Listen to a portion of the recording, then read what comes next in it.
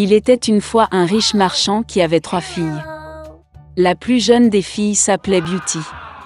Les sœurs ne l'aimaient pas car elle était la préférée de tout le monde. Un jour, le père allait se rendre en ville et demanda à ses filles quoi apporter en cadeau. Les sœurs aînées ont demandé des robes et des ornements précieux, et la plus jeune a demandé une rose écarlate, la plus belle du monde. Le marchand est devenu réfléchi, mais a promis qu'il ferait tout son possible pour trouver une telle fleur. Et prenez la route. Le père a rapidement trouvé des cadeaux pour les filles aînées, mais pour les plus jeunes, il ne pouvait pas les trouver. Chaque rose que le marchand rencontrait sur son chemin était plus belle que la précédente. Partout où il regardait.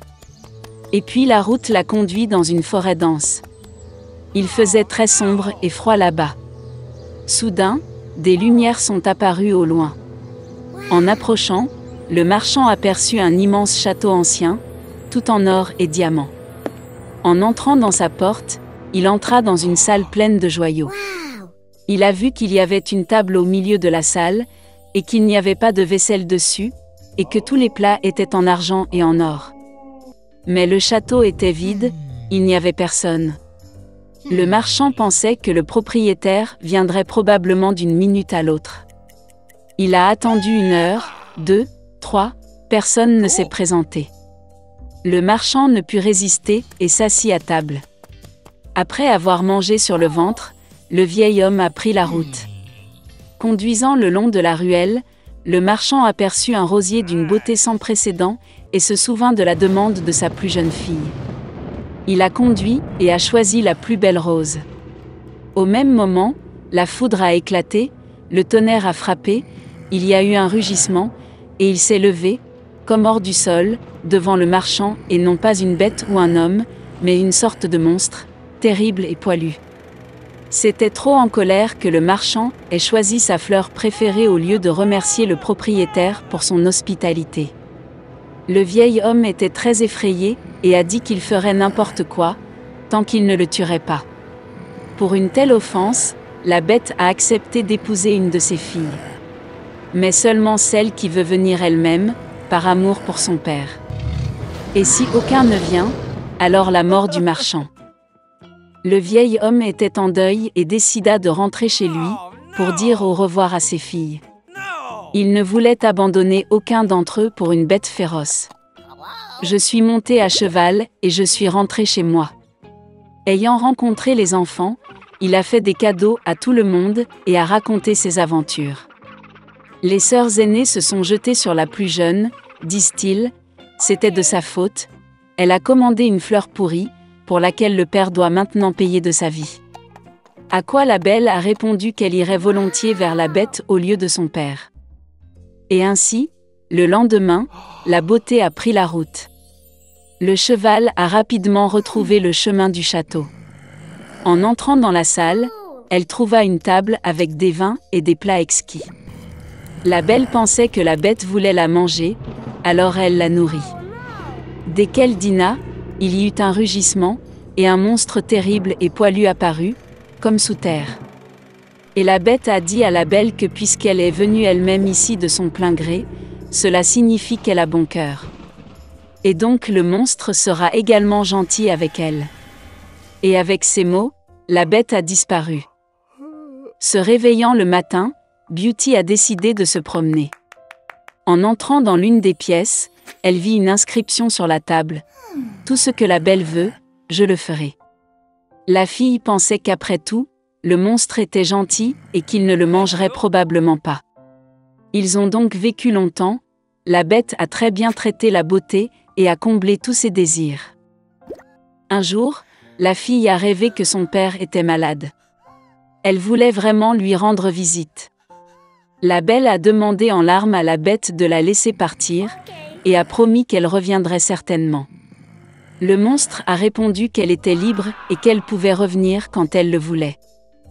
Le lendemain, Beauty a enfilé ses vêtements les plus chers et s'est rendue chez son père. Il était très heureux de voir sa fille saine et sauve. Ses sœurs accoururent et virent qu'elle était devenue encore plus belle, et même habillée en reine. Une semaine plus tard, la Belle a rêvé que la bête était allongée sur l'herbe dans le parc et mourait. Elle s'est réveillée avec horreur et a décidé de revenir d'urgence et de le guérir. Quand la fille s'est approchée du château, elle a vu le corps sans vie de la bête sur l'herbe. Son cœur se brisait de pitié. La beauté se précipita vers lui avec des larmes et l'embrassa. Et au même moment, la foudre a éclaté, le tonnerre a frappé, tout le château était illuminé d'une lumière vive et de la musique jouait partout. Le monstre disparut, et à sa place le prince le plus charmant gisait sur l'herbe. Il a dit à Beauty que cette fée maléfique l'avait ensorcelé et l'avait transformé en monstre jusqu'à ce qu'une belle jeune fille tombe amoureuse de lui et veuille se marier. La beauté lui tendit la main et ils allèrent au château. Le lendemain, la belle et le prince se sont mariés et ont guéri heureux pour toujours. C'est ainsi qu'un bon cœur peut briser un mauvais sort. Lemuel Gulliver a passé 5 mois entiers avec sa femme et ses enfants en Angleterre, mais l'envie de voyager s'est avérée plus forte. Alors, devenu capitaine du navire aventuré, Gulliver partit pour un autre voyage. Il a recruté 50 membres d'équipage, mais il s'est avéré que tous les membres de l'équipage n'étaient pas des gens honnêtes. Une fois, sous le couvert de la nuit, des traîtres ont fait émeute un navire, ont fait irruption dans la cabine de Gulliver et l'ont ligoté. Pendant 3 jours, l'équipage a gardé l'ancien capitaine enfermé. Et le 4e jour, les traîtres ont débarqué Gulliver sur une terre inconnue, lui ont laissé quelques provisions et ont navigué vers le nord. L'ancien capitaine n'avait d'autre choix que de se diriger vers l'intérieur des terres. En chemin, il rencontra les traces de chevaux, ce qui donna à Gulliver l'espoir d'un sauvetage rapide. Soudain, une figure humanoïde est apparue à l'horizon. Gulliver plissa les yeux et la vit. C'était un singe étrange à la peau foncée et aux cheveux bouclés. Ces animaux avaient de longues griffes sur leurs pattes. Ils avaient l'air si dangereux que Gulliver retint son souffle et s'appuya contre l'arbre derrière. Mais alors quelque chose a attrapé les épaules du voyageur et l'a tiré vers le haut. C'étaient exactement les 2 mêmes singes qui essayaient de traîner leur proie dans l'arbre. Gulliver a eu du mal à riposter avec ses mains, mais les animaux étaient plus forts. Tandis que Gulliver combattait dans une bataille inégale, le bruit des sabots se fit entendre. Remarquant le cheval qui s'approchait, les singes jetèrent Gulliver et s'enfuirent effrayés. S'étant approché, le cheval examina Gulliver avec intérêt. Puis, un 2e cheval est arrivé, ils se sont salués d'un coup de pied de leurs sabots avant et ont marché sur le côté. Les chevaux se sont comportés si intelligemment qu'il a semblé à Gulliver qu'ils étaient des sorciers qui se sont transformés en chevaux. Finalement, après consultation, les chevaux ordonnèrent à Gulliver de les suivre. Cette fois, Gulliver s'est retrouvé dans un pays habité par des chevaux intelligents, les guimes. Et les singes étranges qui ont attaqué Gulliver ont servi les guimes comme animaux de compagnie et ont fait tout le sale boulot. Ainsi le voyageur a été amené dans une maison où une mangeoire avec du foin tendu le long du mur et d'autres chevaux étaient stationnés. Le cheval fit signe à Gulliver de manger du foin, mais le voyageur remarqua un seau de lait et en demanda à boire.